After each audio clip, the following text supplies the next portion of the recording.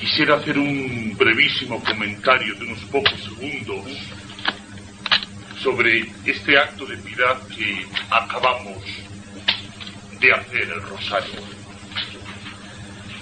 Porque el rosario está en el núcleo del mensaje de Fátima.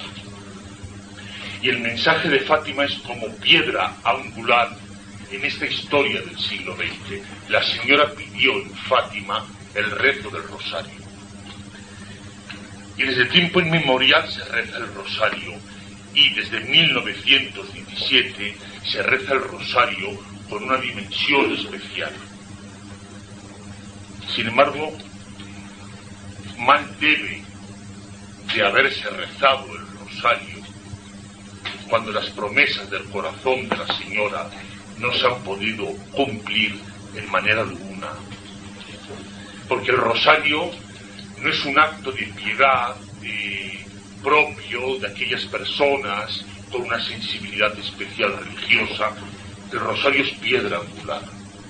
Y el rosario es compromiso. El rosario es promesa.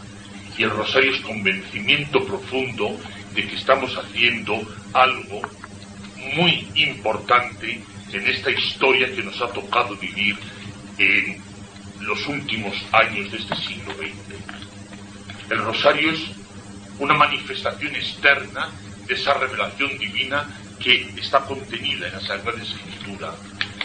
Y el rosario tiene que ser, como decía, un momento de compromiso especial.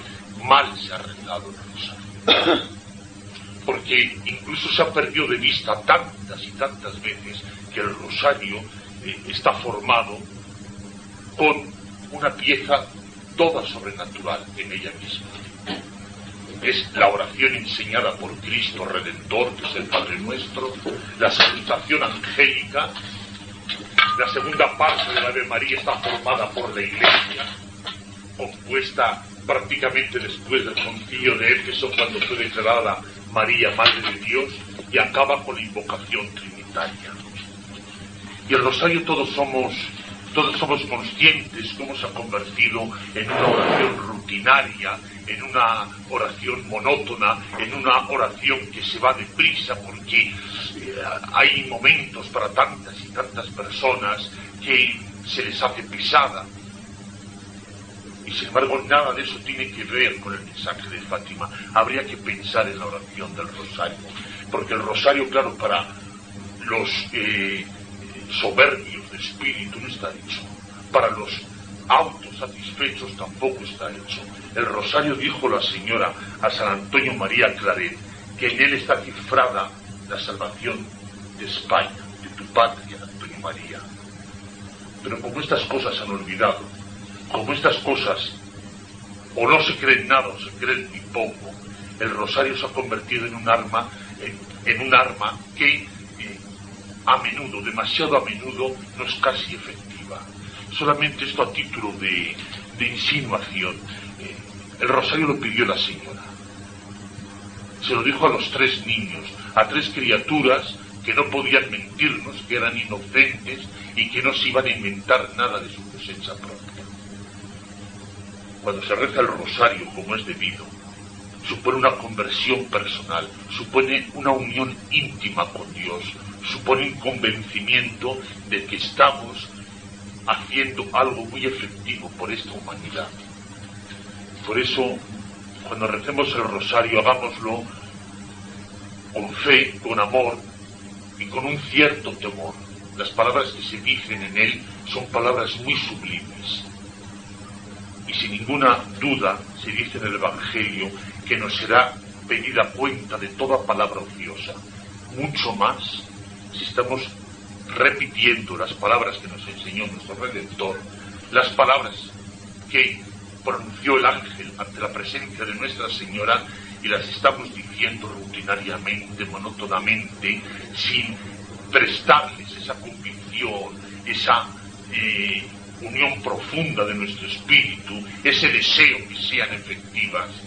Algún día se nos pedirá cuenta de estas palabras ociosas que hemos repetido con una piedad aparente, pero que no correspondían a una actitud sincera de nuestro corazón.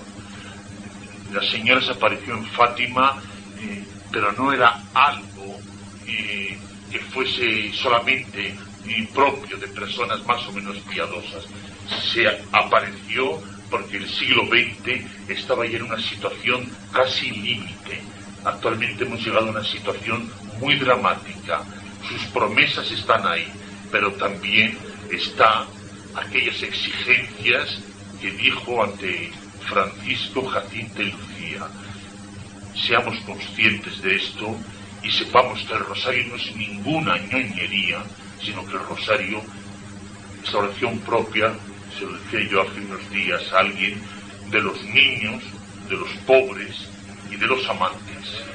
De los niños porque no saben repetir cosas muy distintas, siempre están diciendo lo mismo, pero hay que ser niños para el reino.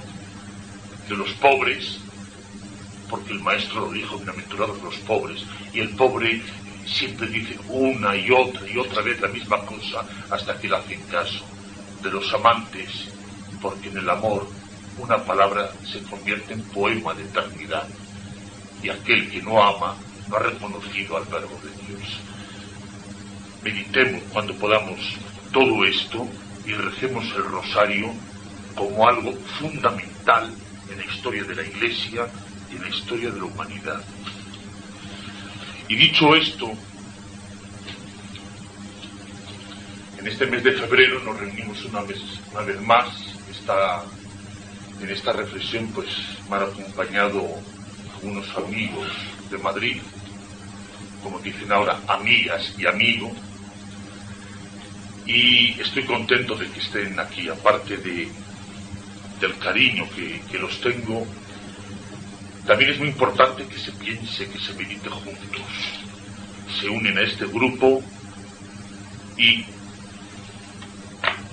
la palabra no va a producir nada, pero Dios está presente aquí cuando dos o tres o más se reúnan en mi nombre, y esto y yo, y la gracia de Dios es poderosa para influir en los corazones. El tema de esta meditación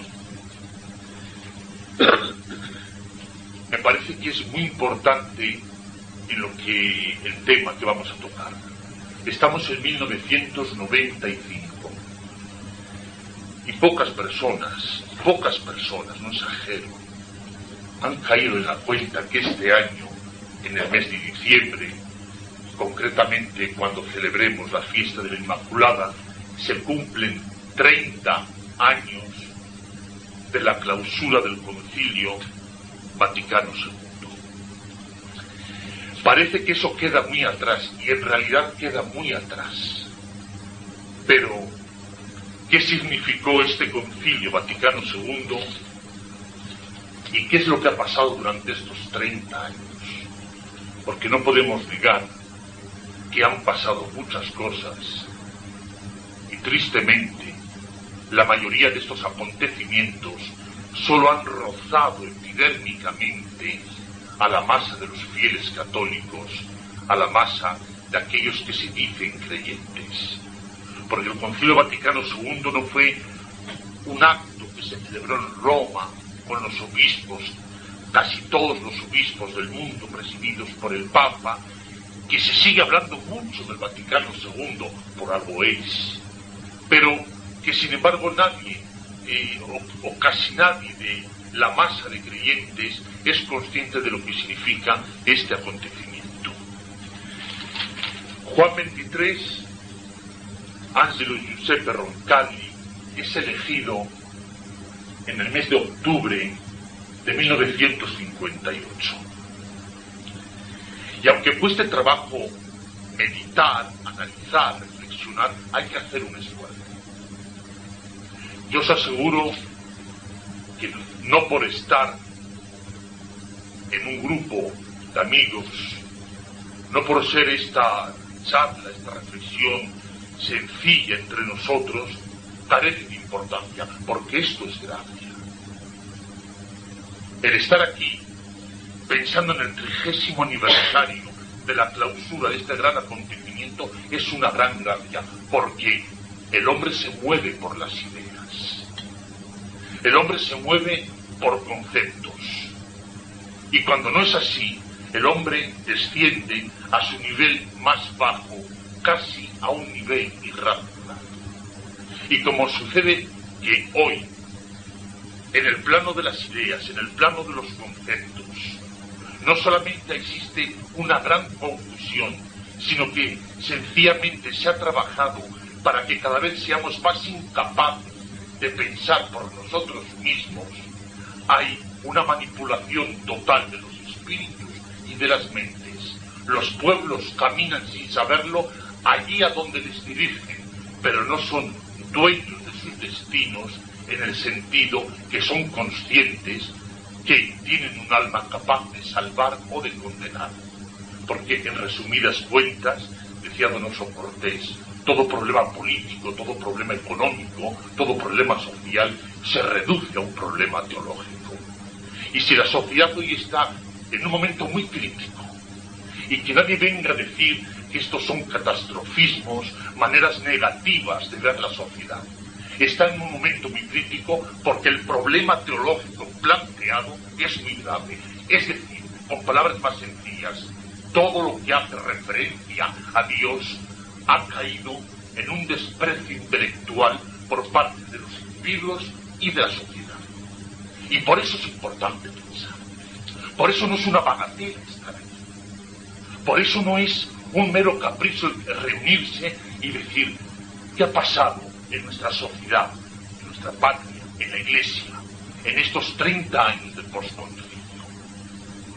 Os decía que Angelo Giuseppe Roncalli es elegido en octubre de 1958 con el nombre de Juan XXIII al sumo pontificado.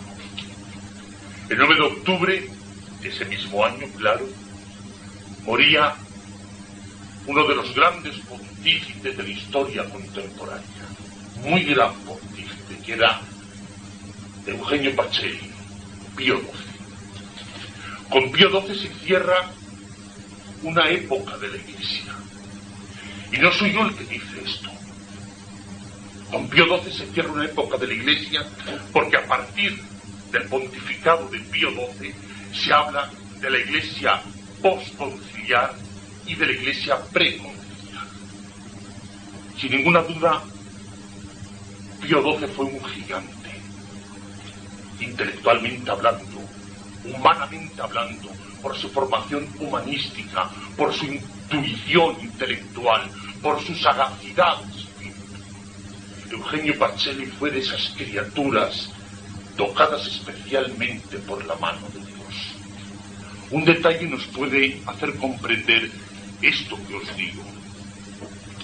Cuando en 1939 estalla la Segunda Guerra Mundial, todo el problema político-social de Alemania, el problema que surge con el Tercer Reich, las potencias extranjeras, Pío XI escribe una encíclica en alemán con ardiente celo, mit brennender Sorge, poniendo las cosas en su sitio, haciendo ver claro lo que era el socialismo de uno u otro signo, haciendo ver claro en qué situación estaba Occidente, Europa, a las puertas de un conflicto terrorífico, haciendo ver claro lo que estaba pasando en Alemania, lo que estaba pasando ya en todo ese inmenso territorio que estaba siendo devorado por la revolución bolchevique.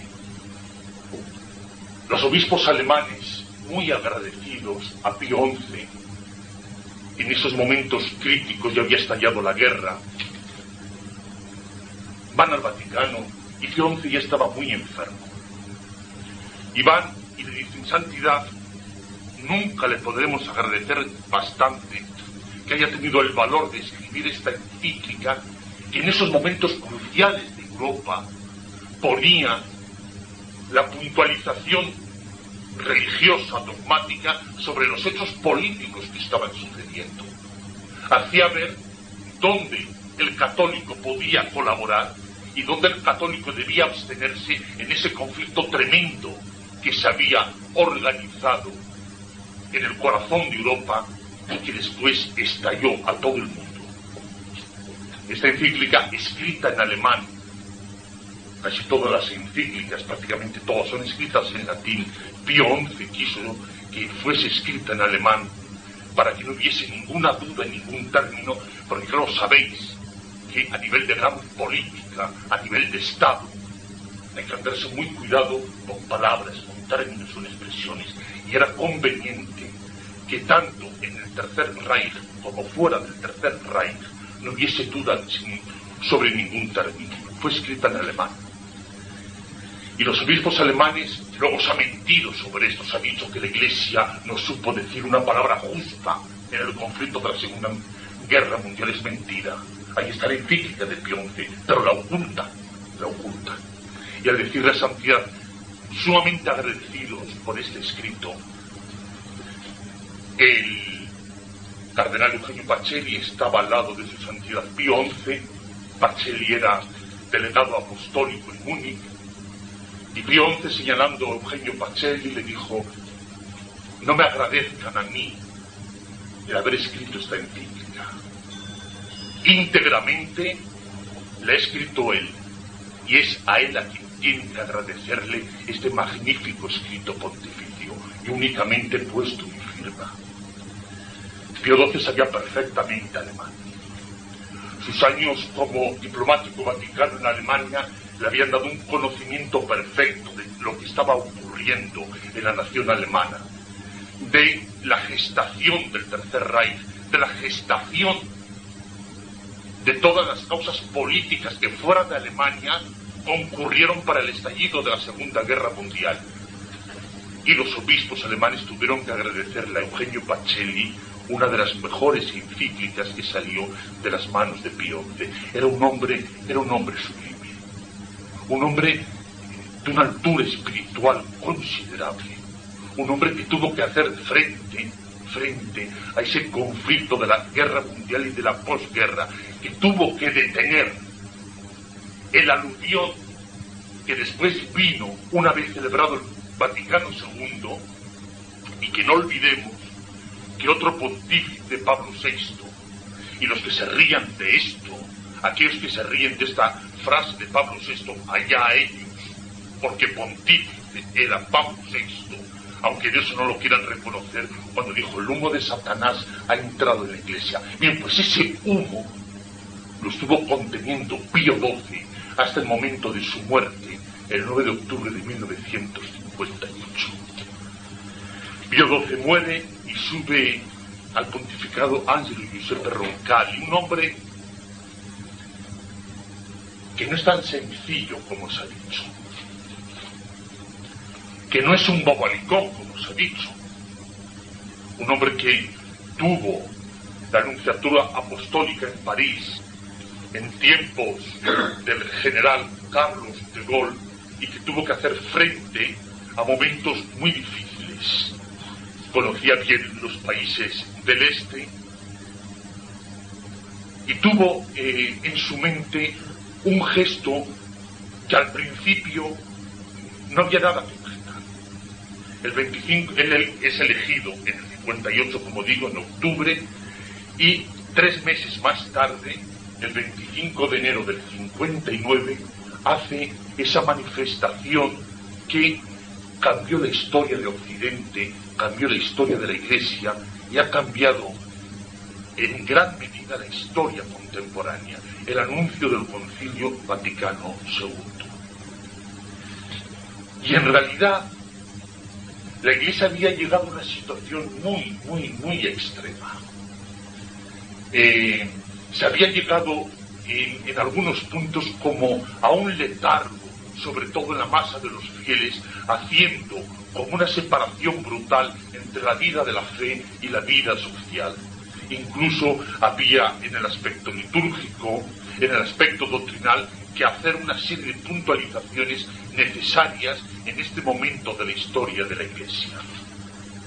Y alguien que no es nada sospechoso de modernismo, alguien que será tratado muy mal, pero que alguien en este testimonio nos puede ser muy conveniente, como es el obispo francés Marcel Lefebvre, dijo: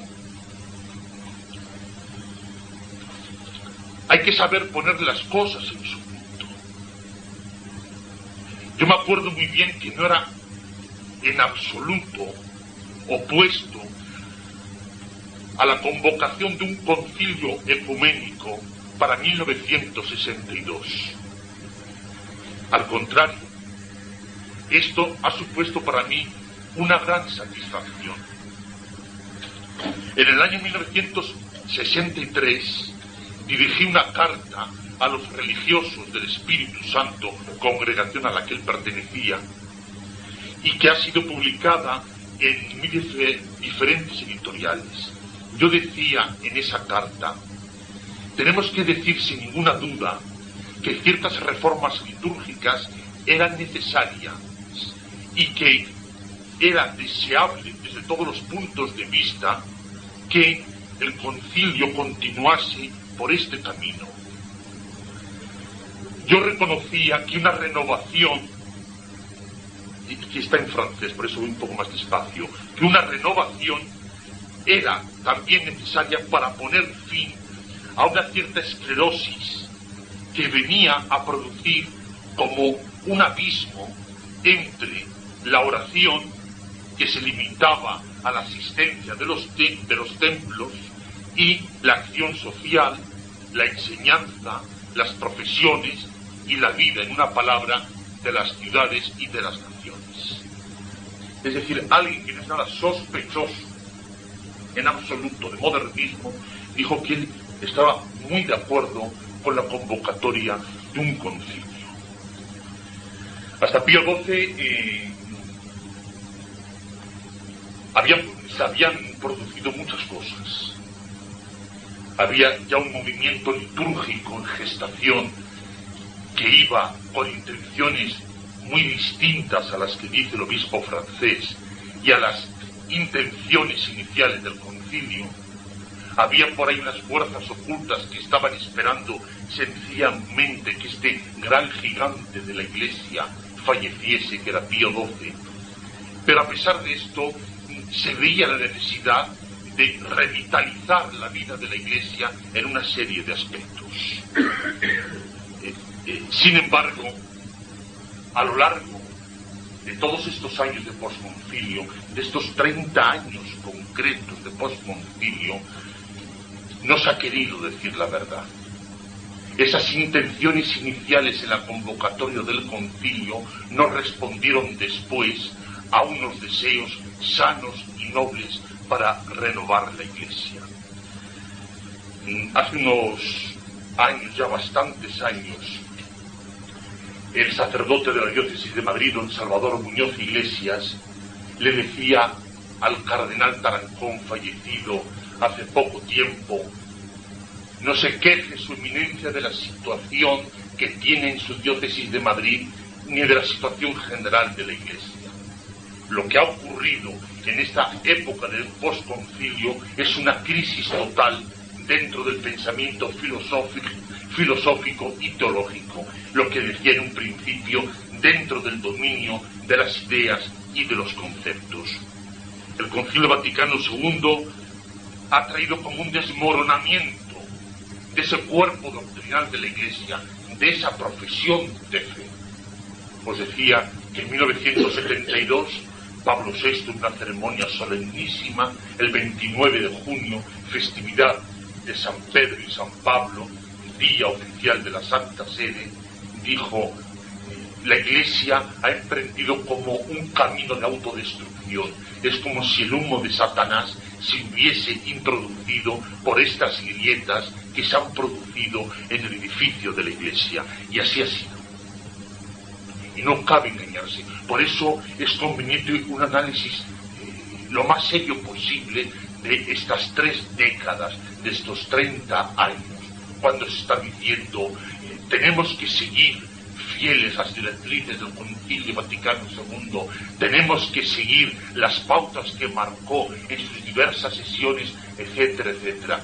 Pero ¿qué directrices y qué pautas? ¿Qué intenciones tienen que ser las que nos muevan en este sentir con la Iglesia? Todo lo que se ha vivido en esta época del posconcilio responde en realidad a lo que se deseaba hacer en aquel llamamiento del 25 de enero de 1959. No hay que olvidar que esta Segunda Guerra Mundial de la que hemos hablado dejó muy mal parada la cristiandad y Occidente. En realidad, cuando ahora estamos conmemorando 50 aniversarios de uno u otro acontecimiento de la Guerra Mundial, fue el gran fracaso para el Occidente cristiano. La Guerra Mundial, cuando acaba en 1945, es en definitiva el gran triunfo de la revolución bolchevique, el gran triunfo del comunismo que sojuzga naciones enteras, y en aquellas que se creen libres, en la parte oeste de Europa, en el occidente europeo, la influencia de todos los agentes de esta revolución bolchevique es tan fuerte que prácticamente desmorona los espíritus, desmorona la sociedad, desmorona las clases dirigentes, y un ateísmo práctico se va implantando poco a poco en todas nuestras naciones. La revolución bolchevique fue uno de los azotes más terribles que ha sufrido la Iglesia. Pío XI, el autor de la encíclica sobre el Tercer Reich y la Segunda Guerra Mundial, escribió, como todos sabéis, la encíclica también sobre el comunismo, Providentissimus Deus, y decía: el comunismo es intrínsecamente perverso. Y sin embargo, cuando en 1945 acaba la Guerra Mundial, se proclama que los aliados han triunfado, que la libertad por fin no ha sido sojuzgada. Y sin embargo, algo muy grave ya estaba pasando en la historia de Occidente, en la historia de la cristiandad, en la historia de la Iglesia. A partir de entonces, el liberalismo dio un paso gigante para sojuzgar también los pueblos, para sojuzgar las personas. Y el liberalismo fue precisamente una de las mejores armas que ha tenido el comunismo ateo para influir, para dirigir a aquellos pueblos en que políticamente no se ha podido establecer. Pero ¿qué sucede con el liberalismo? El liberalismo es algo que se empeñaron en hacer desconocer, y que las gentes han sido destrozadas por esta doctrina filosófica sin darse cuenta. Desde León XIII, los papas ya empiezan a decir que el liberalismo es un cáncer que corroe la vida misma de la Iglesia y la vida misma de los pueblos. ¿Qué es el liberalismo? Pues hay que decirlo con sencillas palabras para que todos nos enteren. El liberalismo es aquel sistema que propone que el hombre tiene una libertad absoluta en todos los dominios. Es la libertad de opinar, es la libertad de prensa, es la libertad de cultos, es la libertad de confesiones religiosas, es la libertad de cualquier tipo de manifestación en la sociedad. No hay nada que pueda coaccionar al hombre para manifestarse con su pensamiento ante los demás y en la sociedad en que vive. Es decir, el hombre prácticamente puede hacer lo que quiera. Ni siquiera la idea de Dios es capaz de dominar este afán de libertad absurda y absoluta respecto del hombre a los demás y del hombre consigo mismo. El liberalismo viene a destruir las categorías principales del hombre respecto a su propia naturaleza. El hombre es creado por Dios. Y esta ley natural, esta ley de Dios, es la que debe limitar la acción del hombre en el tiempo y en el espacio. El liberalismo viene a decir: haced lo que queráis. ¿Por qué no se puede publicar lo que se quiera? ¿Por qué no se puede decir por los medios de comunicación lo que se quiera? ¿Por qué no se puede lanzar la teoría que se quiera con las bendiciones de las propias autoridades civiles? ¿Por qué el hombre no va a ser dueño absoluto de sus propios actos sin ninguna cortapisa en su actuar? Esto el comunismo lo empleó bien después de la Guerra Mundial, sobre todo afianzando estos sistemas políticos que han sido la ruina de Occidente. Y la Iglesia se vio fuertemente dañada por todas estas filosofías, estas formas de pensar. La guerra mundial fue como un zarpazo dentro de la fe de este gran continente. Por otra parte, y aquellos que se sienten demasiado fuertes intelectualmente, que se rían, fue un castigo ya anunciado por Nuestra Señora si los hombres no se convertían y volvían al corazón de su Hijo. En 1914-1918 tiene lugar la Primera Guerra Mundial y los hombres no aprenden. Los hombres no aprenden. En una guerra en que se disolvió, entre otras muchas cosas, un imperio católico como fue el Imperio Austrohúngaro. Mientras que Nuestra Señora hablaba en Fátima, el comunismo ateo se implantaba en Rusia y comenzaba su acción devoradora en la humanidad.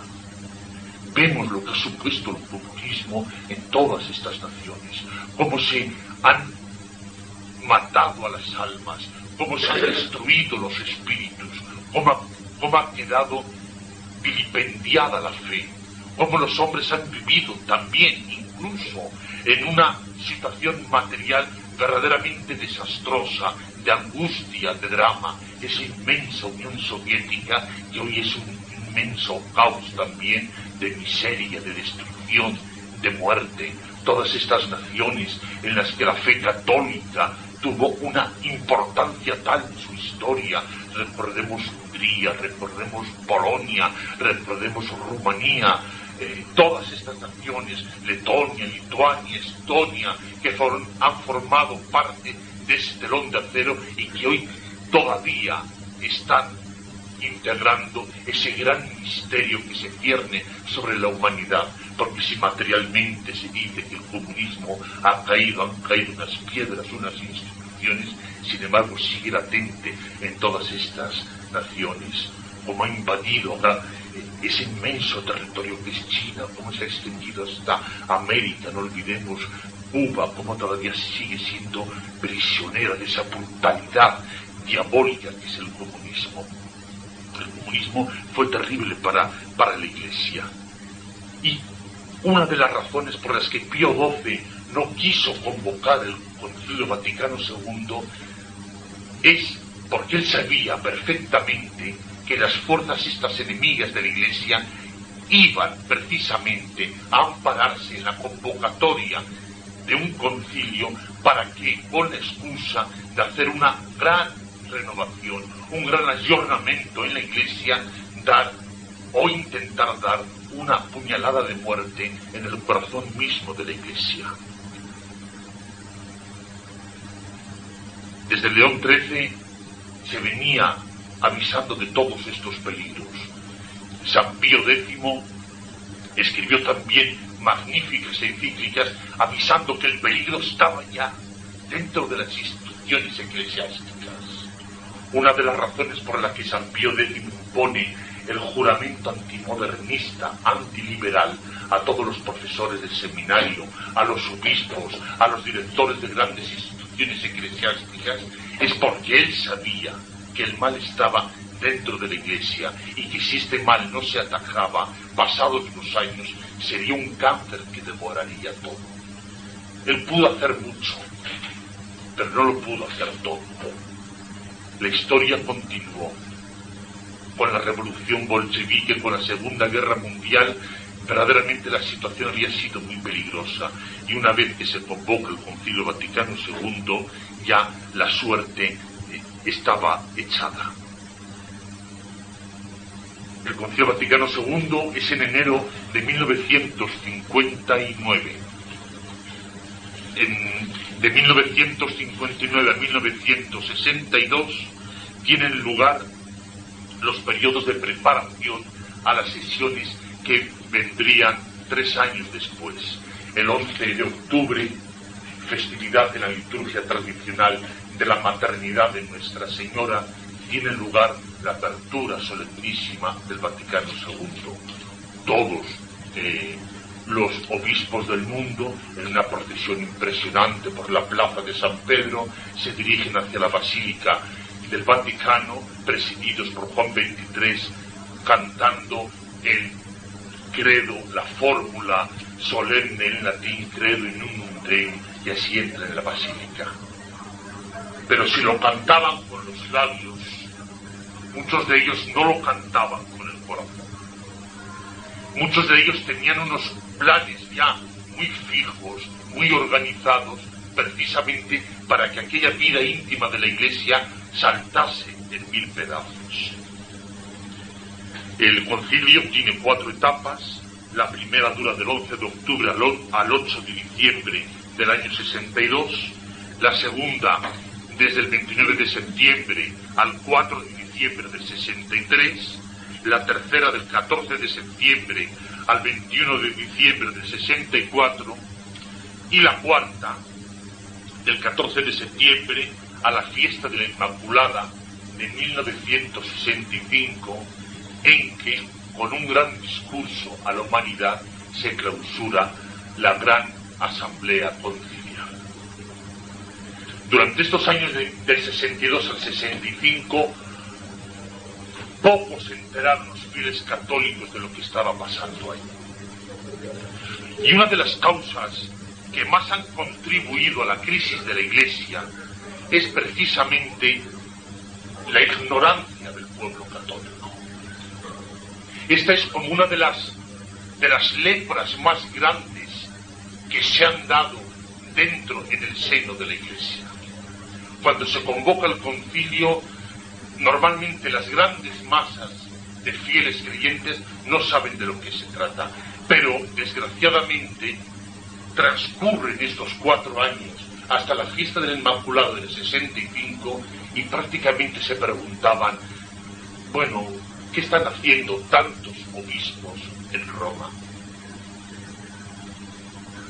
Hay un obispo, también francés, que le preguntaron en una entrevista que cuántos conflictos bélicos había conocido en su vida, y el obispo dijo, lo más importante que yo he conocido han sido las 3 guerras mundiales que he podido contemplar personalmente. El periodista se quedó extrañado y dijo, ¿cómo 3 guerras mundiales? Habrá conocido 2, 1914, 1918, 1939, 1945. ¿Cuál es la tercera? Y dijo, el Concilio Ecuménico Vaticano II. Ha sido una revolución que supera en el terreno ideológico a las 2 primeras guerras mundiales que asolaron a Occidente. Y os decía que los fieles pocos se enteraban. Así los enemigos verdaderamente de la vida católica, de la Iglesia católica, pudieron actuar con manos libres. Pero hay que decir también que si grave ha sido la ignorancia que ha existido y existe, porque si se hacen muchas cosas es sencillamente amparándose en la ignorancia de los católicos, también el desconocimiento, aunque esto parezca o bien os pueda parecer petulancia, el desconocimiento y la total ignorancia de lo que iba a pasar allí por parte de la mayoría de los obispos que iban al concilio. Los obispos son convocados para esta magna asamblea. Y claro, parece mentira decir, pero como tantos obispos no se daban cuenta de lo que estaba ocurriendo con la convocación de un concilio. Y sencillamente hay que decir que la historia se mueve así. Los que dirigen los hilos conductores de nuestras naciones, de nuestra historia, no son precisamente los que aparecen todos los días en los periódicos. No. Los que dirigen esos hilos conductores de nuestra historia son esos cerebros grises que permanecen ocultos y permanecerán siempre ocultos.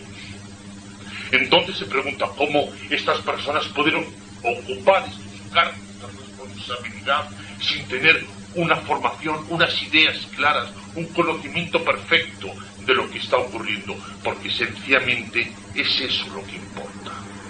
Y sabemos, y esto os puedo dar un testimonio, no porque yo me lo haya inventado, en 1982,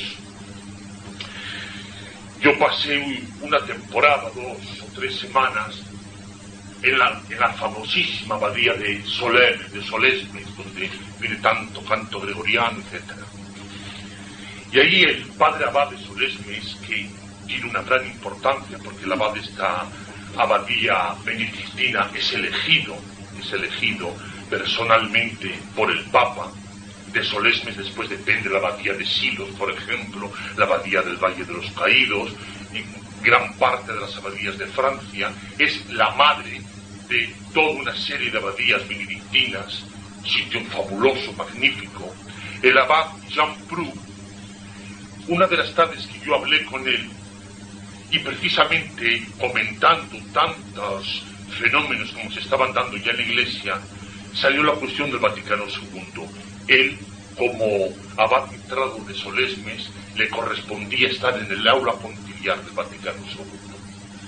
Y me contaba una anécdota que es sumamente significativa. Precisamente entre los preparativos que hubo para el Vaticano II, como es lógico, pues una de las dependencias del Vaticano se acondicionó para una gran cafetería, bar, para los padres conciliares. Una vez que terminaban las sesiones, iban ahí a tomar pues algún refrigerio, algún refresco, algún café, etcétera, cosa del todo normal. Y me contaba cómo en muchísimas de las sesiones preparatorias para las sesiones generales del Vaticano II, la mayoría de las veces no había quórum de padres conciliares, mientras que la cafetería era imposible, me decía el abad Jean Pru, de tomar un café. ¿Por qué? Don Daniel Llorente Federico, antiguo obispo de Segovia ya muerto, una de sus frases en Roma cuando iban a las sesiones del concilio era decir: vámonos a clase, pronto llegará el sábado y estaremos libres durante 2 días. Había gran número de obispos, como lo decía este abad Jean Pru, que no sabían de lo que iba la cosa. Y el abad mitrado de Solesmes, que luego descubrí que también estaba despistado en algunas cosas, y podrán decirme: pero tú eres tan listo. No soy tan listo. Concretamente, el 82, sabéis que es cuando Juan Pablo II inicia su primera visita apostólica a España, y el acto final de esta visita apostólica fue en la Catedral de Santiago de Compostela. Un acto de resonancia europea. Vinieron representantes de varios gobiernos europeos, padres generales de diversas órdenes y naturalmente el abad Jean Pru de San Pedro de Solesmes. Presidía dentro del cortejo civil los reyes de España. Y me decía el abad Jean Pru que había tenido una de las mayores satisfacciones de su vida, puesto que había podido estrechar 2 veces la mano del rey de España. Y había una serie de leyes verdaderamente abominables que habían sido firmadas en España. Entre ellas, la ley del divorcio, que para un abad, hijo de San Benito, dentro de una España tradicionalmente católica, la firma de estas leyes es verdaderamente una nueva crucifixión. Pero aparte de esto, de estos despistes, incluso no se enteraba de ciertas cosas de su abadía, él tuvo conocimiento cercano de estas sesiones del Vaticano II. Y os decía que gran parte de los obispos no sabían lo que se estaba dando ahí. Cuando llega el famosísimo esquema de la libertad religiosa, cosas que pasan desapercibidas porque dicen los fieles, pero bueno, ¿qué pasa con la libertad religiosa?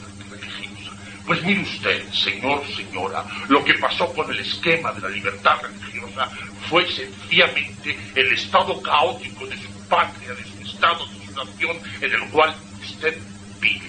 Precisamente toda la permisividad moral, todo el derrumbamiento de unas estructuras tradicionalmente cristianas, todo el caos social, económico, político que estamos viviendo se deriva precisamente de esa apostasía de los estados, se deriva precisamente de los estados que no quieren reconocer ya ley natural, la ley de Dios, el imperio de nuestro Señor Jesucristo. Eso ha sido el esquema de libertad religiosa. Y sencillamente El cardenal Bueno Monreal ya murió hace unos años, refiriéndose a los estudios del esquema de la libertad religiosa, dijo: los obispos españoles, mientras se preparaba el esquema de libertad religiosa, dormitaban en el aula conciliar. Esas cosas hay que saberlos. Figuraos, estos eran los propios obispos que presidían las reuniones del Vaticano II, que será de la gran masa de católicos. La gran masa de católicos no se enteró. No se enteró. No sabían que había verdaderamente unos auténticos hombres dinamita dentro de la Iglesia Católica, como el cardenal de Lubac, cardenal posteriormente, entonces era un sencillo jesuita que había sido amonestado por Pío XII y estaba reducido al silencio. El padre Congar, el padre Schillebeeckx de Holanda, los cuales todos habían sido penalizados eclesiásticamente en tiempos de Pío XII y estaban sencillamente, como se decía después, abocados al ostracismo, al exilio eclesiástico. No podían hablar. Y entonces llega el Concilio Vaticano II y el padre Congar dominico afirma: por fin ha llegado el momento de hacer nosotros también nuestra revolución de octubre. Se refería al octubre de 1917 en Rusia. Eso que tuvo lugar con los bolcheviques lo vamos a hacer dentro de la Iglesia. Y el cardenal Suenes, primado de Bruselas, Malinas, dice: por fin, de nuevo, llega un 1789 a la Iglesia. Es decir, 1789 es la fecha de la Revolución Francesa que rompió ya todos los esquemas cristianos en Occidente. Eso, el cardenal Suenes dijo: por fin, lo que supuso la Revolución Francesa para los estados católicos, supone el Concilio Vaticano II para la Iglesia. Y el cardenal Suenes después ha dado pruebas de esta alegría, de esta exultación por el triunfo del Vaticano II, cuando ha sido uno de los promotores principales, es uno de los padres del movimiento pentecostal, que está inspirado en los principios, en los axiomas, en la doctrina del más puro protestantismo. Y yo no digo esto con una sensación de fracaso, porque hoy decir estas cosas es ganarse toda una serie de calificativos que vienen encima. Lo que estamos haciendo es un puro análisis. Lo que estamos haciendo es una pura disección de la situación que se produjo con el Vaticano II en estos 30 años de posconcilio. El dramatismo de las palabras de Pablo VI continúan allí. Precisamente, incluso tantos esfuerzos inútiles ya para remediar la situación sacerdotal de la Iglesia se ven reflejados en esas cartas escritas por Juan Pablo II el Jueves Santo de cada año a los sacerdotes, cuando tiene que ir recordando punto por punto el A, B, C de la teología del sacerdocio, cuando tiene que estar recordando el dogma de la presencia real de la Eucaristía. Pero bueno, como en un Jueves Santo no a los fieles, a los sacerdotes les tiene que decir que Cristo está ahí presente? Recordad lo que significa el misterio eucarístico, recordad lo que es la teología del santo sacrificio de la misa, pero cae en saco roto. Por eso esta disección no es un sentimiento verdaderamente de fracaso, negativo, oscuro respecto a la situación de la Iglesia. Es que hay que conocer estas cosas. El padre de Lubac fue un padre jesuita francés que con su movimiento de la nueva teología alarmó a la Iglesia Católica de los años 50 cuando él lanzó las bases de un pensamiento humanista que después se vería ratificado en los años 70 y 80. Fue de tal gravedad el pensamiento del padre Lubac jesuita que Pío XII lo retiró de todos los lugares en que él enseñaba, incluso tuvo que abandonar físicamente la compañía de Jesús y tuvo que permanecer en un silencio completo hasta la muerte de Pío XII. Pues bien, tanto el padre Delibac como el padre Daniel U, jesuita, como el padre Concar, el Concilio Vaticano II, es un sacerdote actual de 90 años, postrado en una cama en el Hospital de los Inválidos de París. No puede acceder de ninguna manera a ninguna colaboración en la curia romana, no tiene ya derecho con las nuevas leyes a participar en un cónclave. Entonces, ¿por qué le dan el capelo cardenalicio? Sencillamente porque aquella labor de destrucción fue perfectamente planeada, y él hoy, en esta iglesia, con esta jerarquía que precisamente se quiere hacer receptora de ese mensaje del Vaticano II, le premia los servicios prestados. Pero esto no se conoce, y esto tampoco se dice. En Holanda, poco después de acabado el Concilio Vaticano II, se produce un gran revuelo con aquello que se denominó el catecismo de la Iglesia holandesa. Nada más acabar el Concilio Vaticano II, la Iglesia holandesa, que ya estaba en gestación de una verdadera revolución doctrinal, concreta en una serie de páginas en el catecismo holandés este nuevo pensamiento religioso católico. En este catecismo se ve atacada la divinidad de nuestro Señor Jesucristo, se ve atacada la teología de la gracia, se ve atacada toda la doctrina y espiritualidad del sacrificio de la misa, se ve atacada la noción de pecado, de salvación eterna, de inmortalidad del alma, de suerte que cuando sale este catecismo holandés, Pablo VI reúne a una comisión de teólogos y dice que solamente se podrá publicar si hay una serie de notas adicionales para explicar los puntos difíciles. Trabajo inútil, porque salió el catecismo, juntamente con el catecismo vendían un pequeño folletito para explicar los puntos erróneos del catecismo, folletito que nadie leía, se quedaban con el gran tomo, y la semilla verdaderamente de discordia, la semilla de destrucción doctrinal, fue implantada en toda la Europa católica y cristiana.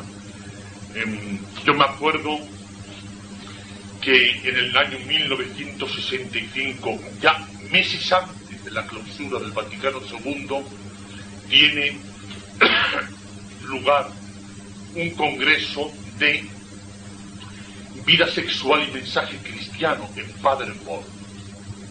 Entonces varios grupos doctrinales se reúnen en Paderborn y durante aquellos días se dejaron afianzados unos puntos de vida moral, de ética sexual, para vivir dentro de la nueva iglesia, que hoy, oyendo uno a estas ministras de asuntos sociales que padecemos en España, se quedan tibias a lo que ya se dijo en Paderborn, en Alemania, en aquellos años. Sabéis que cuando profesores de teología de Colonia, de Múnich, de Paderborn, de Aachen, se reunieron diciendo: es imposible mantener más la moral respecto a la vida sexual como ha venido diciendo la Iglesia. La naturaleza biológica del hombre no es capaz de asumir estos preceptos. Tenemos que romper con esta tiranía moral que la Iglesia ejerce sobre los fieles, sobre los creyentes. Y ahí se habló de preservativos, ahí se habló de contracepción, ahí se habló de pecados contra natura en todos los sentidos. Y esto se hacía ya unos meses antes del Vaticano II, con la bendición, con la aprobación de los obispos diocesanos. Entonces, una nueva iglesia surge. Pero sin embargo se mantienen una serie de fachadas, de estructuras que van engañando a los fieles. En realidad, los documentos conciliares, siempre, sobre todo por los más piadosos, por los más timoratos, ha venido diciendo: nada de eso dijo el Papa. Pues mire usted, por una parte, naturalmente que los documentos conciliares no se iban a implantar todas estas nuevas ideas. Pero por otra parte, fueron lo suficientemente sagaces para poner 4 páginas de perfecta doctrina y después las 3 páginas siguientes que sean verdaderamente una innovación de todo lo que se ha dicho anteriormente. Concretamente, en la Constitución dogmática sobre la Iglesia, que es como un gran escrito en que se va reflexionando sobre la naturaleza sobrenatural de la Iglesia, hay toda una serie de números en el que uno no tiene nada que objetar. Sin embargo, se llega a un punto de la Constitución dogmática sobre la Iglesia, el punto 16, que fue el gran punto controvertido. Es el punto en el que se habla de la conciencia y en el cual deja ver que todos los hombres, estén donde estén, con la creencia religiosa en la que participen o a la que hayan dado su asentimiento, la conciencia humana, siguiendo lo que ella dice, el hombre se justifica con vistas a la salvación. Si el hombre vive en una confesión errónea religiosa, se verá obligado de hacer eso. Sin embargo, este seguimiento de la propia conciencia le justifica, con lo cual la profesión de la verdadera fe prácticamente se hace inútil para la criatura humana. Es la propia dignidad del hombre, siguiendo su conciencia, la que cuenta en aras de una posible salvación. Entonces, el hombre se convierte en juez de sus propios actos, de sus propios sentimientos. Es la conciencia humana ya no rectamente formada, ya no saliendo, si es necesario, de esa ignorancia vencible en la que está. Y si está en una ignorancia invencible de aquellos pueblos que no han recibido el mensaje de la salvación, tendrá que seguir unos postulados de la ley natural para llevar una vida recta y honrada. No, la conciencia del hombre, en el estado en que esté, es norma suprema para conducirse por esta vida. Por lo tanto, el punto 16 viene a romper con toda una doctrina que había habido en la Iglesia. La Iglesia se compone de cuerpo y de alma. Cuerpo son todos los miembros bautizados. El alma de la Iglesia supone aquellos bautizados que viven la vida de la gracia. Y todos aquellos que no están en la Iglesia se pueden salvar en la medida en que, siguiendo los postulados de la ley natural, ellos llevan una vida recta y ordenada. Y si se salvan, siempre será por los méritos que hay en la Iglesia, por los méritos de Cristo, Redentor único. Pero de ninguna manera el hombre se salva por los propios postulados de su propia conciencia. Entonces, esto ha dado grandes consecuencias en la sociedad de hoy. Cuando se dice, nadie tenemos la verdad. La verdad la construimos entre todos. Todos participamos de alguna manera de la verdad. No. La verdad se impone porque la verdad es una realidad objetiva concretada en una persona que es Cristo. Y filosóficamente solamente puede haber una verdad. No hay muchas verdades. Porque el decir que hay muchas verdades equivale a afirmar que solamente podemos vivir en la mentira. La verdad es una, indisolublemente una. Y nosotros no es que nos hagamos poseedores de la verdad, nosotros participamos de esa verdad. Y a eso debe tender la acción de todo creyente, la acción de la Iglesia, hacer partícipes a los demás de esa verdad única, salvadora, indefectible en la historia de la humanidad. Nosotros tenemos que llegar a esa verdad. Y una será verdad, naturalmente, que tenemos toda la verdad. La profesión en Cristo, la profesión de fe en Cristo, nos hace partícipes de toda la verdad. Esa verdad adquiere una dimensión de propagación hacia los demás. Pero es un error tremendo, es un error nefasto el decir, es que usted se cree en posesión de la verdad. Pues de usted depende. Si yo por el bautismo he profesado la fe en Cristo, naturalmente que he entrado en posesión de la verdad. Y no es que esta verdad yo me la haya fabricado como una mera construcción conceptual, es que esta verdad se me ha dado. Y esta verdad es una verdad absoluta y plena. Y esto es lo que hoy en día se tiene miedo de afirmar. Se tiene miedo de afirmar que existe un único Salvador y Redentor, que es Cristo, por el cual es el único camino, verdad y vida. Es muy significativo también como el año anterior a la convocatoria de Asís, en 1986, sabéis que en la ciudad de Asís, presidido por Juan Pablo II, prácticamente representantes de todas las mayoritarias religiones del mundo se dieron cita en un acto que por otra parte fue condenado decenios atrás por su santidad Pío XI. Porque seamos sinceros, hay que estar unidos a Pedro, hay que estar unidos al papado, piedra angular de la Iglesia. Nadie que esté fuera de Pedro está en la Iglesia. Pero no se puede despreciar la doctrina de los papas anteriores. El papado viene desde San Pedro hasta los momentos actuales. Y si alguien, como fue en los tiempos de la Edad Media, en Juan 22, desde la Edad Media no había otro Papa Juan hasta el 1958. En la Edad Media el Papa Juan 22 tenía unas ideas sobre teología trinitaria que no respondían a la verdadera doctrina de la Iglesia reunida en concilio condenó a Juan 22 diciéndole: aunque eres sumo pontífice, no te es permitido profesar esta teología trinitaria. Bueno, pues en Asís se convoca a las religiones de todo el mundo. Vemos al vicario de Cristo al lado de anglicanos, musulmanes, judíos, jaimistas, naturalistas, hindúes, budistas, sintoístas. Y con Pío XI escribió sobre esto porque este periodo ya venía de atrás. Y dijo: no es posible a los católicos bajo ninguna manera asistir o presidir actos de esta liturgia. Bueno, pues os decía que en el año 86 se hace esta ceremonia ecumenista verdaderamente impensable en la Iglesia Católica, impensable.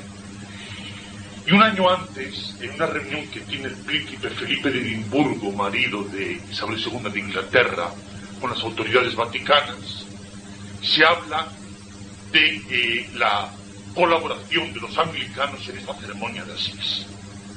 Y el príncipe Felipe de Edimburgo, que yo como no tengo aquí las pruebas efectivas, no voy a decir aquí que pertenece a la masonería, pero si me dicen pruebas, no. También me importa todo, actúa como un masón. ¿Y qué me importa si tiene el carnet? Eso no lo sé, pero actúa como un masón. Dijo: ha llegado la hora de acabar con aquel hombre que hace 2000 años dijo: yo soy el camino, la verdad y la vida. Ha llegado la hora de terminar con esa fatal afirmación. Aquí nadie es camino, nadie es verdad y nadie es vida. Y esta afirmación de Felipe de Edimburgo, príncipe consorte del Reino Unido, se llevó a cabo, se plasmó en esa reunión verdaderamente monstruosa de Asís en 1986. Esto, como os digo, forma parte de esta Iglesia posconfiliar, de esta idea ecumenista que es un cáncer que corroe a la Iglesia. Y ahora diremos, antes de terminar, por qué. Un cáncer que corroe a la Iglesia. El otro día, leyendo una noticia que venía en ABC sobre la figura de San Antonio de Padua, una figura gigantesca, una altura intelectual verdaderamente portentosa, pertenece al siglo XII, ¿sabéis? Es muy curioso cómo Antonio de Padua, él se llamaba Fernando, nació en Lisboa, le surge la vocación misionera cuando precisamente le llega la noticia de que 5 hijos de Francisco de Asís han ido a los actuales territorios de Marruecos, a lo que ahora es Marruecos, y han sido asesinados por los seguidores del Islam, porque los hijos de Francisco de Asís iban a donde los maometanos y les decían: no os es lícito seguir a este impostor que es Mahoma, solamente hay un Señor Jesucristo. Pero naturalmente, prácticamente a todos los hijos de San Francisco que fueron a tierras del Islam, los asesinaron. Francisco de Asís logra rescatar su vida porque precisamente el jeque árabe maometano habló con él y produjo en él una gran impresión. Francisco estaba cerca de Egipto y le dijo: vete esta noche, porque si mañana amanece y tú sigues aquí, te van a matar irremisiblemente. Y para mí sería una gran pena. Francisco tiene una personalidad extraordinaria y el jeque maometano le producía una pena honda, intensa, de que aquel hombre lleno de sobrenatural le pudieran asesinar. Y le iban a asesinar porque Francisco iba a tierras de árabes, y esto en la biografía de Omar Ingleber lo dice claramente, precisamente con los testimonios personales de Celano sobre Francisco de Asís. Francisco iba y decía: Mahoma es un impostor. Y esto es Francisco, al que Cristo le dice: Francisco, construye mi iglesia, porque se está tambaleando, porque se está derrumbando, en San Damián. Francisco, que marca la historia de Occidente. Y Francisco ya no está contento en su Italia natal, y él sabe que la media luna está haciendo estragos, enemigos de nuestro Señor, y les va a decir: convertíos, porque si no os condenáis todos, una vez que os he predicado a nuestro Señor Jesucristo, si no os queréis convertir, os vais a condenar. Y estuvo en peligro de que su cabeza rodase por el suelo. Dio muchos hijos San Francisco de Asís en tierra del Islam. Siglos después, cuando se contempla precisamente que estos enemigos de la cruz de nuestro Señor Jesucristo entran en la Basílica de San Pedro, no en el Vaticano, en Asís, y empiezan a recitar sus largas oraciones del Corán, produce un verdadero estremecimiento. Un verdadero estremecimiento porque Francisco no construyó toda su magnífica obra, su orden mendicante, para que después aquellos enemigos de la cruz de Cristo, aquel Cristo en cruz que se aparece en San Damián y le dice: Francisco, te mando que reconstruyas mi iglesia, vinieran a profanar tan santo lugar. Y si queréis testimonios recientes, hace tiempo una organización que yo tengo personalmente, aquí doy mi aviso personal, mis dudas sobre ella, que es la organización Covadonga, los famosos TFP. Pero hay estudios que los hacen muy bien. Eso es innegable. Es gente que cuando se pone a hacer un trabajo de tipo analítico, histórico, eso lo hace muy bien. Presentaron una estadística actual de la persecución católica en el Sudán por parte del régimen maometano, y es escalofriante.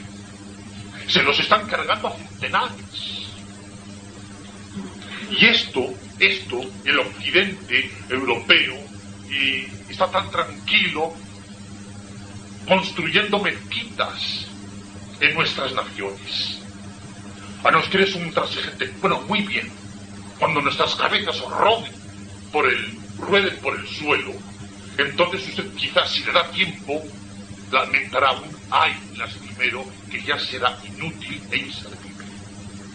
Precisamente la gran mezquita levantada por Hassan II en Casablanca, que es un monumento a la soberbia y al desafío hacia Europa, precisamente se construyó, han empleado miles y miles de millones, increíbles. Y antes de la inauguración lo pudieron visitar varias delegaciones extranjeras, diplomáticos. Una vez que se abría el culto, ningún pagano sucio puede entrar en esa mezquita. De suerte que ellos, en su fanatismo auténtico y real, no permiten que ninguno de nosotros manchemos el suelo de una de sus mezquitas. Por lo tanto, la intransigencia, fruto de un fanatismo y de una falsa creencia, es absoluta y total. Sin ir más, yo desearía que todos aquellos que leen periódicos en nuestra España, en Europa, los leyesen a veces también con un sentido crítico. Precisamente todo el fenómeno que está ocurriendo en Argelia no es un fenómeno extraño de los locos, es un fenómeno extraño que emana de la doctrina misma del Corán, de la doctrina misma del Islam. Y entonces, cuando sucede que estos dirigentes islámicos dicen, no, nosotros tenemos un Corán y este hay que implantarle en todo el mundo, y ve que allí hay muerto religiosos o religiosas de diversas nacionalidades que llevan 30, 40 años en esas tierras y no han tenido ningún empacho en asesinarlos. Y si en algún momento Europa, que ahora no es capaz, tuviese una reacción fuerte frente a aquel fenómeno criminal y asesino de los fundamentalistas islámicos, veréis cómo todos los países islámicos se unirían en una guerra santa para defender precisamente la doctrina del Islam. Entonces, Europa está siendo invadida paulatinamente por estas gentes, con lo cual no tiene esto que ver nada con el humanismo. Es una cuestión histórica, es una cuestión de análisis religioso. Están siendo invadidos. En Francia hay más de 2.000 mezquitas. En Francia hay más de 2.000 mezquitas. Dentro de unos años, los franceses, sin darse cuenta, verán cómo sus cruces son derribadas al suelo y el almohacín se elevará sobre las mezquitas para llamar a la oración a ese falso Dios en el que ellos creen, a ese falso profeta. Os repito que la situación en Sudán es dramática. Nadie habla de Sudán. Se nos han llenado las pantallas de televisión, las emisoras de radio, ese grito dramático hacia Ruanda. Naturalmente. Pero hay un drama terrible que en Sudán está siendo silenciado en aras de un entendimiento político, en aras de un entendimiento religioso. Todos los estudiantes universitarios que hay en Sudán, los católicos, si no abjuran de su fe católica y no hacen profesión de islamismo, saben que o no terminan los estudios o si los terminan se mueren de hambre. ¿Por qué? Porque la verdad es una. Porque la religión es una, porque el Salvador es uno. Y las demás confesiones son enemigas de nuestro Señor. Uno se pregunta, pero entonces, ¿para qué uno de los hijos principales de Ignacio de Loyola, Francisco Javier, en aquellos tiempos emprende viaje hasta el Japón,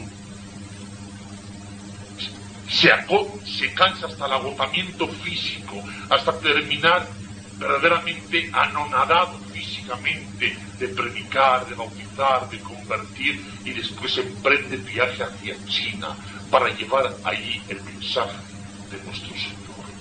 ¿Para qué ha servido todo eso? Para entrar ahora en una pagoda budista y postrarnos ante esas divinidades. ¿Cómo es posible eso?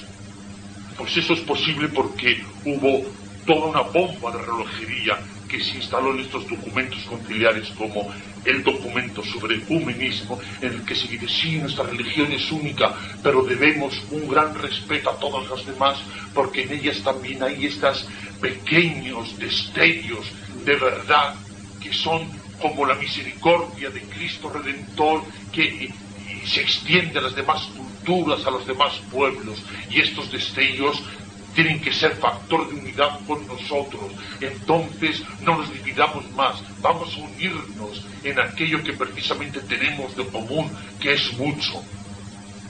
La verdad es una. Decía San Agustín, precisamente a un hereje, De nada me sirve el que coincidamos de los 100 puntos que puede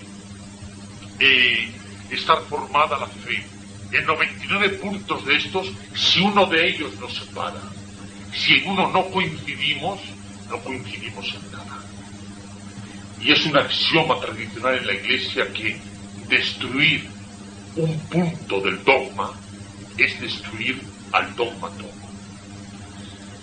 Estas cosas no son nuevas ni que yo me las invente. Esto era la doctrina tradicional de la Iglesia.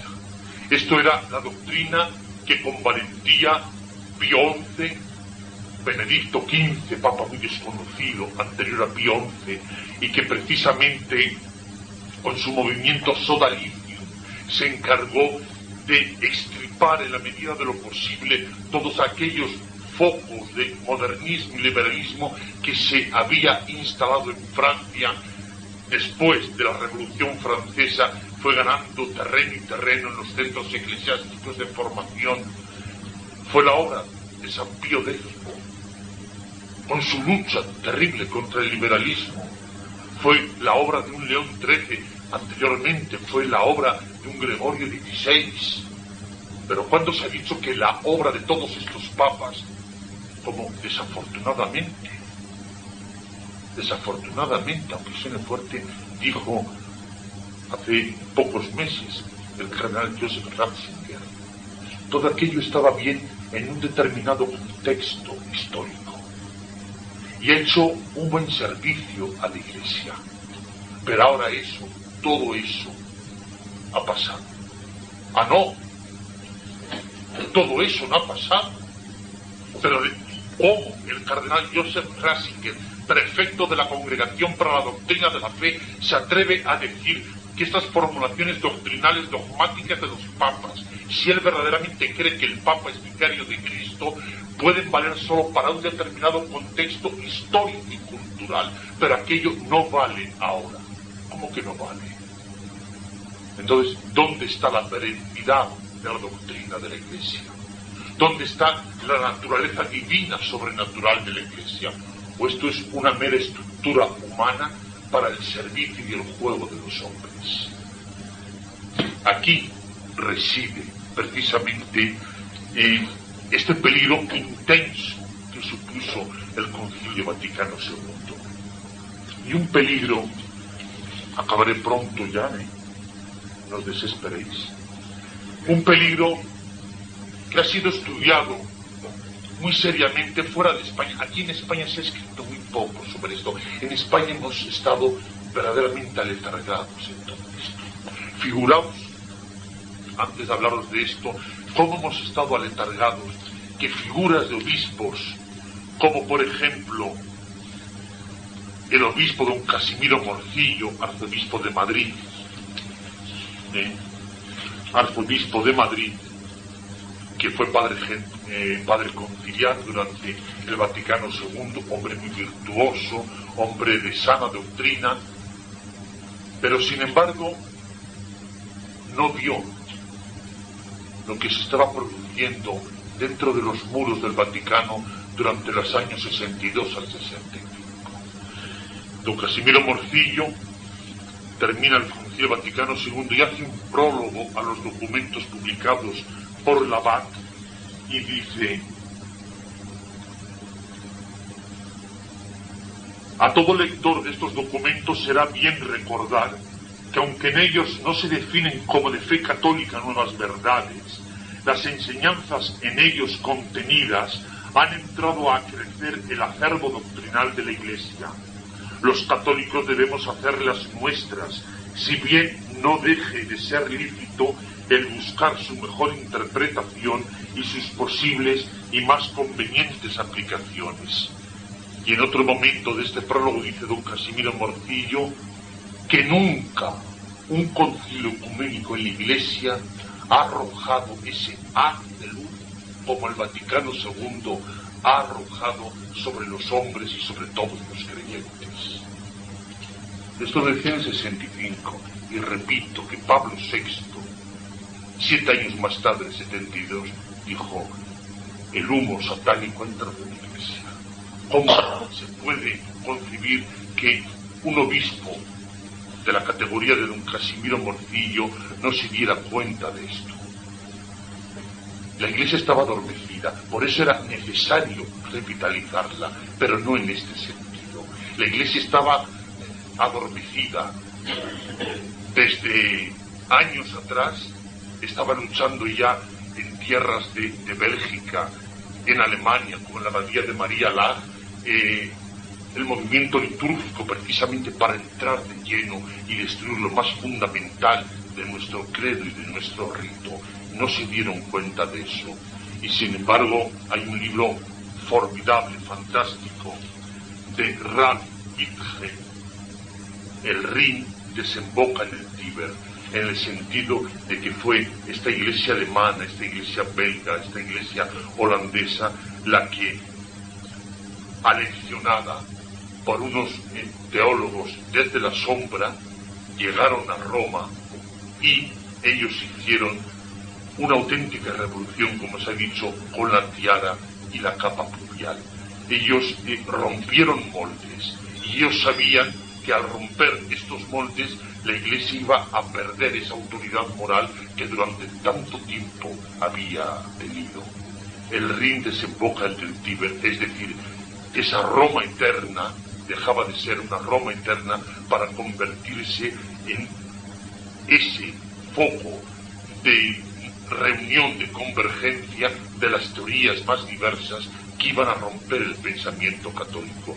Esta Roma eterna que desgraciadamente en tiempos ya muy recientes, hace pocos años, del cardenal Casaroli como secretario de Estado, firma con el socialista, me parece también desaparecido, alguna cosa así ahora como Roldán, Bettino Craxi, un nuevo concordato entre el Estado italiano y el Estado Vaticano, en el cual se firma textualmente que Roma pierde su categoría de ciudad eterna y el Estado italiano no es ya más un Estado confesional católico.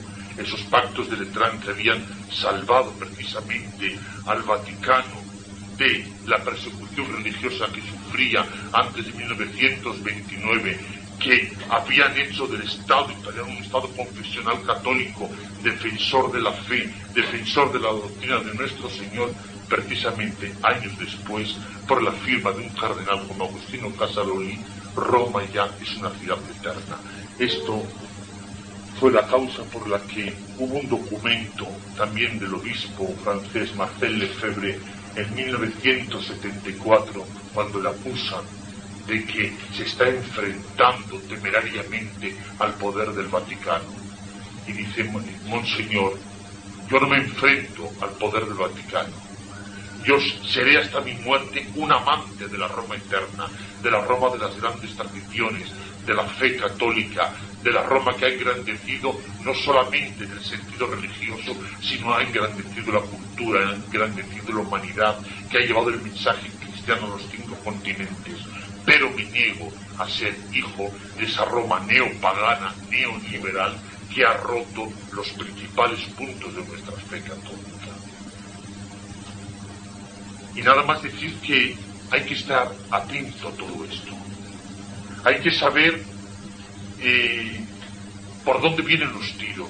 Hay que saber qué movimientos se están dando en nuestra iglesia. Hay que saber que en un porcentaje enorme de nuestras iglesias, de nuestras parroquias, etcétera, se nos está distorsionando la verdad. Hay que conocer el propio contenido de nuestra fe católica.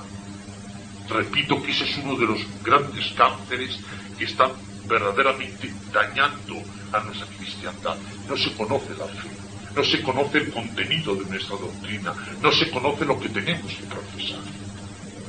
Se cambian misas, se cambian sacramentos, se cambian enseñanzas dogmáticas, se cambia el catecismo y nadie dice nada. Y nadie dice nada porque solamente se ama aquello que se conoce. Y si no se conoce en su integridad, en su auténtico valor la fe, no se llega a amar esta fe. ¿Qué importa qué comisiones conciliares, comisiones cardenalicias, va bien esto o lo otro, si eso no va con nosotros? Por eso, solamente quisiera decir, hay en la Biblia, en el profeta Ezequiel, un capítulo que es muy fuerte en cuanto a su expresión, un capítulo que es muy duro, muy terrible, en el que Ezequiel, hablando de las infidelidades de Israel, pues dice: eres como una pequeña criatura que Dios te ha visto en el camino. Estabas recién nacida, no se había cortado incluso, dice el profeta, tu cordón, estaba sucia de tu propia sangre. Yo pasé delante de ti y te dije: vive, y te cuidé. Llegaste a una edad hermosa. Yo te adorné con las mejores gracias que una doncella puede adornarse. Fuiste famosa entre todas las naciones, y tu fama se extendió a todos los continentes. Y sin embargo, te olvidaste de mí, te empezaste a prostituir, y no solamente haces lo que en hora mala hacen las prostitutas de las calles, que se venden por dinero, sino tú pagas también para que se prostituyan contigo. Pero sin embargo el profeta dice: sin embargo yo soy fiel a mi alianza. De nuevo pasaré cerca de ti, te daré un soplo de vida, te libraré de ese cautiverio en el que te encuentras y vivirás ya eternamente. Es una imagen bellísima de nuestra iglesia. Cristo muere. Cada Viernes Santo lo celebramos. Es una ceremonia que tendría que resultar impresionante para nosotros cuando nos acercamos a la cruz y la besamos en medio de esos cánticos que vienen allá del siglo III, del siglo IV. Pueblo mío, ¿qué te hice o qué te he contristado? Respóndeme. Y hacemos un acto de fe en la cruz. Y Cristo crea su iglesia y le da su gracia, le da su palabra, su testimonio, su doctrina, y la hace fuerte. Y hemos llegado a unos momentos en que la iglesia, precisamente olvidándose de estos dones, de estas gracias, de esta hermosura, de este magnífico imperio sobre las naciones, se ha vuelto hacia las criaturas y en gran parte ha prostituido su doctrina y su mensaje. Pero Dios es fiel. Y entonces este análisis no tiene que ser un análisis verdaderamente de espíritu timorato, lleno de temor, todo está perdido, todo va mal. No. Todavía hay santidad en la iglesia, todavía hay almas santas en la iglesia.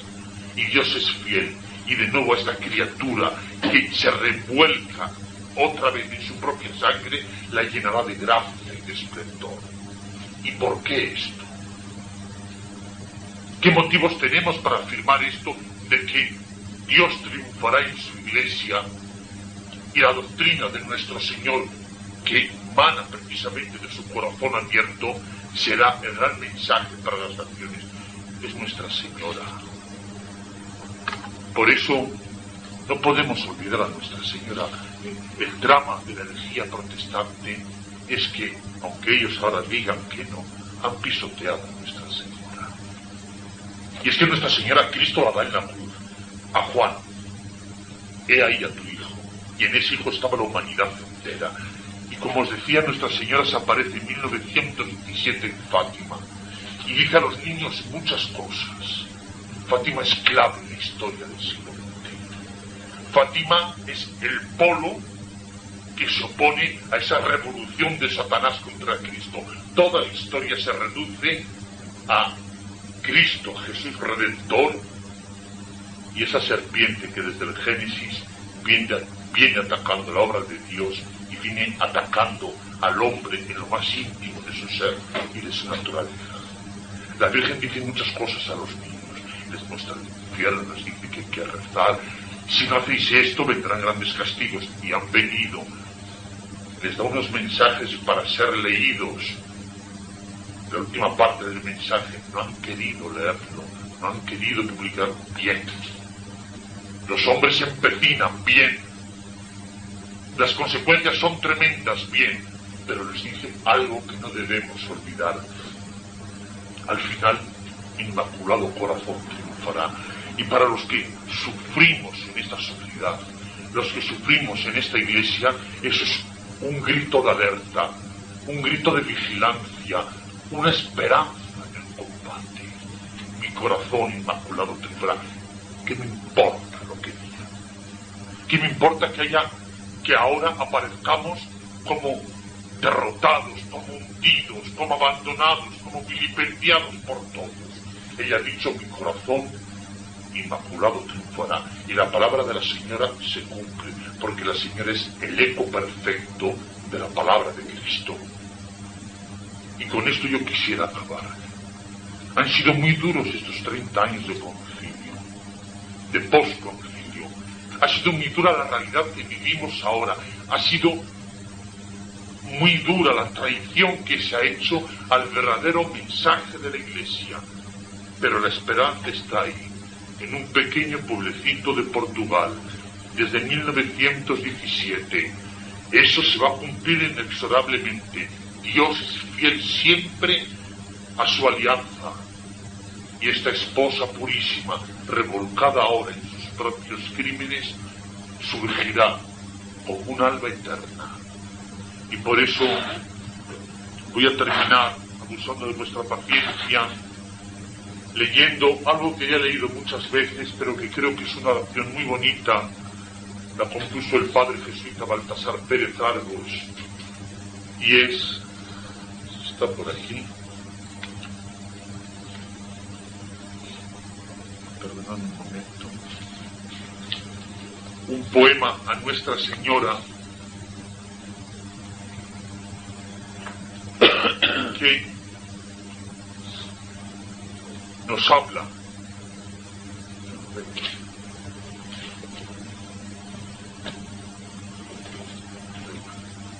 un poema a Nuestra Señora que nos habla de sufrimiento, de noche, de dolor, aquí está, y de esperanza. La devoción a la Virgen es algo crucial en nuestras vidas. Ella es madre, esposa, compañera fiel, amadora del hombre. Y por eso en este poema tan magníficamente compuesto por el padre Argos, despedimos esta reflexión sabiendo que después de esta noche, aunque nos parezca muy larga, viene la aurora. Oh corazón inmaculado de María, corazón de madre, corazón traspasado de amor y de dolor. Tú conoces la hondura de mi pena, tú sabes mi amargura, tú lees en lo secreto de mi corazón. Yo quiero consagrarte a ti, oh madre, mis lágrimas, mis penas, mi tormento, el cáliz de mi amor y mi dolor, para sufrir contigo y tú conmigo, para que no te encuentres solo en tu calvario, ni yo tampoco solo en mi aflicción. Recoge, oh dulce madre, mis clavos, mis espinas, la lanza que abrió el pecho, encubriéndolos con el manto de tu compasión, enjuga ya mis lágrimas, que nadie jamás sepa lo mucho que yo sufro, que a mí me basta que lo sepas tú. Y déjame en tu pecho reclinar mi cabeza y en el reposo santo de tu amor descansar, que aquí encuentro la paz y fortaleza, bálsamo de mis llagas, el agua pura de la felicidad. Pues muchas gracias.